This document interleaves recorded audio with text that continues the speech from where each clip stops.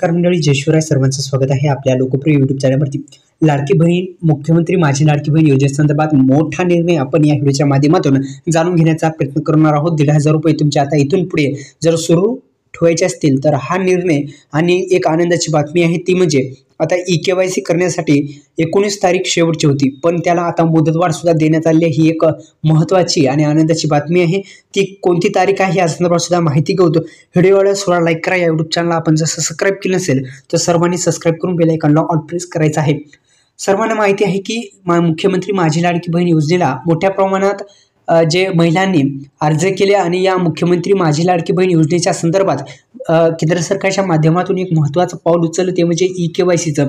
आणि अनेक EKYC करत असताना महिलांना कोणकोणते डॉक्युमेंट लागणार तर आधार कार्ड पतीचं आणि किंवा वडिलाचं आणि स्वतः जे महिला आहेत त्यांचं. दुसरं म्हणजे आपण पाहिलं तर EKYC करण्याची मुदत आता वाढलेली आहे. आता 31 डिसेंबरपर्यंत आता तुम्हाला EKYC करता येणार आहे. मुदतवाढ देण्यात आलेली आहे. मुख्यमंत्री माझी लाडकी बहीण योजनेची EKYCची अंतिम तारीख आता 31 डिसेंबर 2025 आहे पर्यंत वाढवण्यात आली आहे. उद्देश यामुळे ज्या महिला होत्या आणि लाभधारी होत्या त्यांना काय झालं की महिलांना खूप मोठ्या प्रमाणात तांत्रिक आणि नैसर्गिक कारणामुळे प्रक्रिया पूर्ण करू शकल्या नाहीत, त्यामुळे पुरेसा वेळ मिळू शकला नाही, म्हणून नवीन तारीख जाहीर झाली आणि 31 डिसेंबर 2025 पर्यंत आपण करू शकता.